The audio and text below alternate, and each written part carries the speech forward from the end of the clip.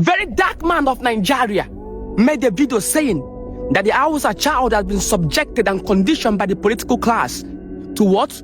Abject poverty. They will never know anything good in their lives.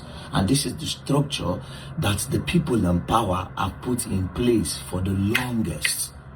This begging don't pass survival level for Lagos. Now full business now. Abi you no know say beggars don't they get ID? Beggars begging in the street. I saw that video and my heart broke for the Hausa child. That is why they are going to be used. That is why they are going to be used, because they lack the knowledge of themselves. They lack the history of themselves, because no one has taught them.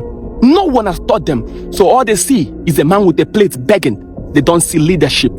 They don't see kinship. They don't see loyalty. They don't see prestige. They don't see honor. All they see is begging and poverty, because they lack knowledge of themselves.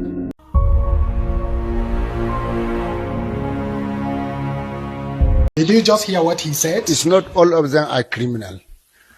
Not all of them are criminal, because if you know, or maybe if you investigate what is happening or what makes them to take those laws into their hand, some of them sometimes were cheated by so-called Nsakai, and I have to ban completely the Nsakai in my state. The Nsakai is those called vigilante group, who normally went to their settlement, destroy their property and take their animals. You know, so, and you know, they doesn't have anyone to speak with. So sometimes My people, this banditry is not all about collecting ransom and just killing people like that. No, it is all about taking over land. It is all about taking over our land.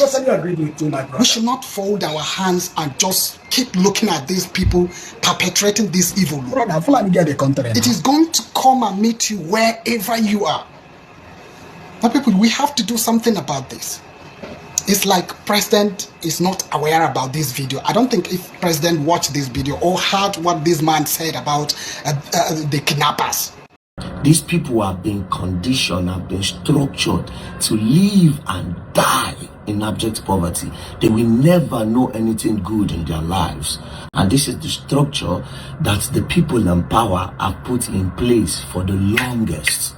They did this thing because they want to continue having control over political power. VeryDarkMan of Nigeria made a video saying that the Hausa child has been subjected and conditioned by the political class to what? Abject poverty. VeryDarkMan of Nigeria also stated and said that the Hausa child has been made not to be good at anything but to be alamajiri, beggars begging in the street. I saw that video and my heart broke for the Hausa child. And the question remains, how can Nigerians and Nigeria and the entire continent help liberate the Hausa child from the shackles of abject poverty? How is that possible? Is it money that they need? The last time I checked, the richest man in Africa happened to come from the ethnicity. So money is likely not to be their problem, because I tell you, even if you give $1 million to every Hausa child, they will still remain in abject poverty. Because what is poor in them is not their purse. As much as their purse is poor, what is poor the most is their mind. Akebelen. A river that forgets its source will dry. A tree without its fruit will cut short. The only way to help the Hausa child is to help the Hausa child with the knowledge of himself. Because historical injustice has been done on the Hausa child. Pay attention, Akebelen. Let the voice of the Akebelen educate you. The voice of the continent. You see, when you study the academic curriculum of the 54 independent countries in Africa, and of course I've studied them, there is something negatively associated with the curriculum or the syllables of Nigeria. Nigerians are not taught history. They are taught government at most. But then when a teacher is teaching government in Nigeria and they want to teach you the pre-colonial days of Nigeria, do you know what the teacher does? According to the textbook, the teacher identified the Igbo child and taught the Igbo child the pre-colonial days of the Igbo. The Igbo child is being taught about the Umuada, the Ezemo, the 8th grade. The Igbo child is being taught about the Aba women protest. The Igbo child is being taught about the Ekumeku movement. The Igbo child is taught about the knowledge of himself before colonization. What about the Yorubas? The Yorubas are being taught about the pre-colonial days. They are being taught about their laughing. about the Ogbeni confraternity, about the Oyomesi. The Yorubas are being taught about the Ora Onaka Kamfo. They are being taught about the Oyo Empire and how uniquely they were alongside the Igbos, how unique they were. Other tribes are being taught. But when you come to the Hausa child, the teacher will not teach you. Whom the Hausa child were independently, they will teach you the pre-colonial days of the Hausas and Fulani, telling you that the Hausa child cannot be educated independently of who he was before the Fulanese. Pay attention. This topic is a very sensitive one because Nigerians are emotional people, and whenever a topic has to do with the northern part of Nigeria, you must be careful because there's a whole lot of propaganda engineered in that part of the country. But you must pay attention. The voice of Akebla is about to teach. The Hausa child has been denied knowledge of who he was historically because the pre-colonial days that is being taught about the Hausa and Fulani begins from 1903 when Britain came and removed Muhammad Tahiru II and chased him to Bumi and unalive him. That is not the history of the Hausa child. If you must empower the Hausa child, you must empower him with knowledge of who he was before 1804 and 1808.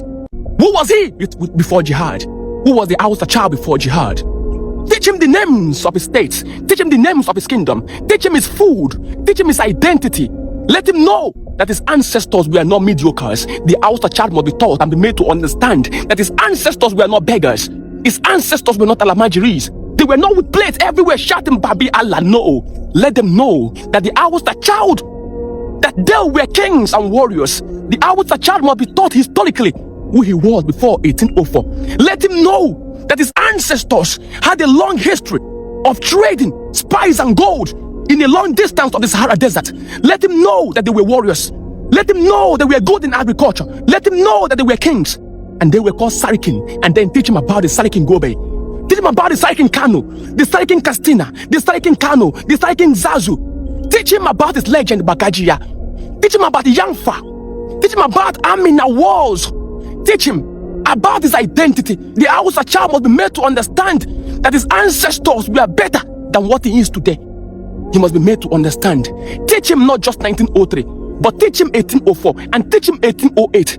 But the academic curriculum will never do that. The educationalists in your countries will not do that because they fear of what the Hausa child will become if being empowered with the knowledge of himself. And because the Hausa child have not been empowered with knowledge of himself, he cannot grow because he cannot grow beyond who you are.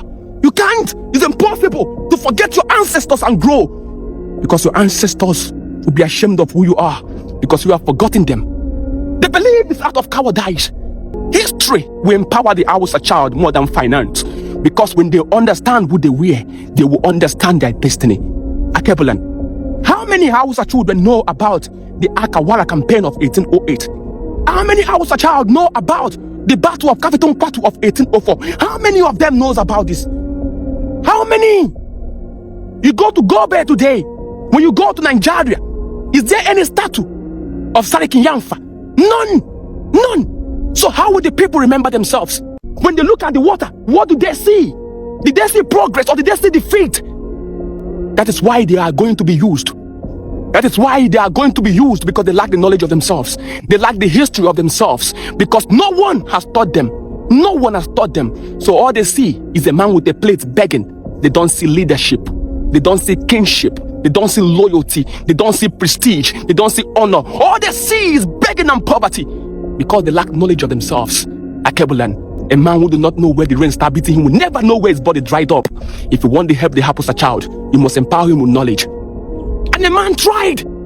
Your former president, Goodluck Ebele Jonathan, built schools for the Alamajiri. But the mischievous political elite among them who do not want them to have the knowledge of themselves fought and kicked against Alamajiri schools because the Hausa child must be made ignorant. He must be made ignorant. He must not be allowed to acquire knowledge because knowledge makes a man unfit to be a slave. But when you talk about this, people think you're a promoter of negative ethnicity. They say, oh, Tankraya, you want to divide the Hausa Fulani. Never! That's not the goal. No, that's not the goal. It is Shakespeare who said the deed is done and what is done cannot be undone. The Hausa and Fulani have exchanged culture. They have intermarried. So the essence of teaching this is not for them to rise and fight each other. No! But for you to liberate a man, you must give him truth. Truth! You must give him truth. That is where he will gain the knowledge of himself.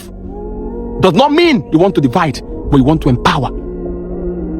You will continue to deceive yourself if you think the Hausa child does not need historical knowledge. He needs it. Only then can he be free. Because he has forgotten who he was. And because he has forgotten who he was, he will remain where he is in abject poverty. And the political class will continue to use him. You might not change what happened in history, but it's your duty and responsibility to make sure that the next generation understand the glory of the Hausa past. And so they can understand their responsibility of shaping their future. Only then, and then alone, can they rise from the ashes of their past. Only then can they rise and become who they are. Because when you go to Awe, people have been taught about who they were before colonization. The same thing with Xhosa, the same thing with Zulu, the same thing with the Moash, the same thing with every ethnic group in Africa. Why is their own different? We cannot keep quiet. No, it is your duty now that you know to educate them. Don't say no, it's not your business, it's your business. As long as they are down there, you'll be down there. Because education is your ability to apply knowledge to change your life. It doesn't end there. And also change the life of those around you. Help the Hausa child. Help him recover to make Akebulan great. Because Akebulan must be great again. Akebulan